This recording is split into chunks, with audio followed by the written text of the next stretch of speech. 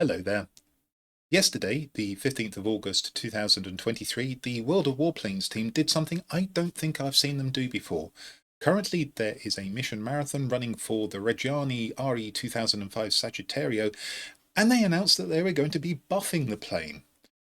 That's part of update 2.1.23, which also will be bringing us a new aircraft. I'll cover that topic separately at a later date.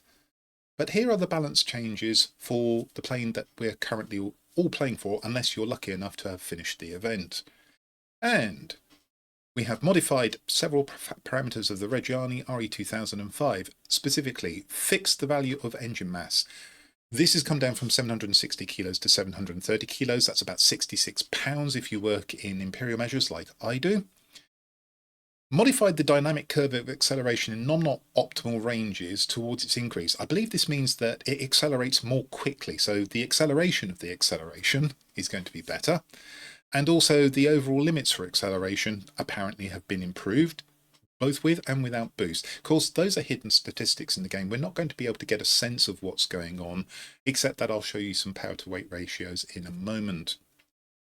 Slightly increase the maximum speed, which turns out to be both cruise speed and boost maximum speed, and decrease the dispersion of wing-mounted cannon fire. So the wing-mounted cannons, the grouping of the shells as they leave the muzzle is going to be a little bit tighter, at least that's what that's saying. So what we'll do now is we'll go and have a look at the new numbers, and I'll illustrate the differences between the old configuration and this new one.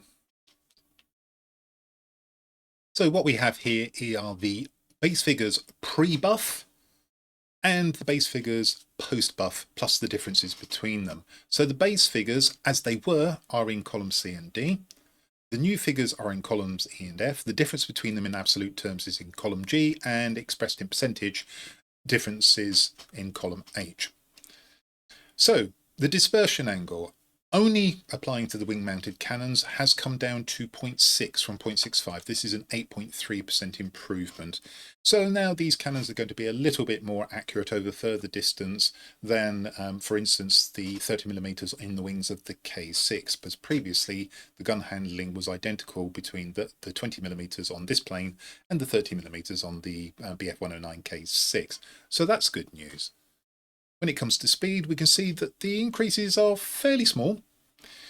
We now have a better cruise speed by 5 miles an hour, 1.6% increase, and a slightly better boost maximum speed. This is still below most of the boost maximum speeds of the other high energy fighters by a good 19, 20 miles an hour, if not more. So it's not a change that's going to have a great impact, in my opinion. Nonetheless, it's 6 miles an hour and it's 1.4% improvement. We also have an improvement in the climb rate. That's welcome because the climb rate was not particularly good, of 23 feet per second, a 5.5% improvement. Now, when it comes to acceleration, the statistics are hidden. Non-optimal circumstances, the acceleration is going to increase better, which means, I guess, when you're in a dive, it's just going to feel a little bit quicker, possibly in other circumstances of climbing. But you're going to have to be outside the optimal range of the plane. And the optimal range of the plane in terms of speed, it's actually quite large. In fact, it was best in class, if you remember. 325 6 miles in total, an hour, ranging from 163 to 489. So I'm guessing that that particular improvement in acceleration is not going to be particularly noticeable. However, the general improvement in acceleration that was also mentioned should be, and perhaps that's what's being expressed by power to weight ratio. Well, I have to say the improvement seems to be fairly slight. I've worked out that the decrease in mass has given us a 0.9% improvement. So on that basis, again, we don't know anything about drag.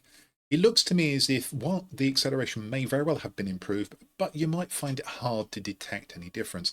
I have actually managed to fly the aircraft just once since these figures came out, and I can't say I noticed anything that blew my socks off, and that doesn't surprise me. So there you have it. That's a summary in figures, as far as we can go, of the changes to the Reggiane Re2005. Here's what I think about these changes.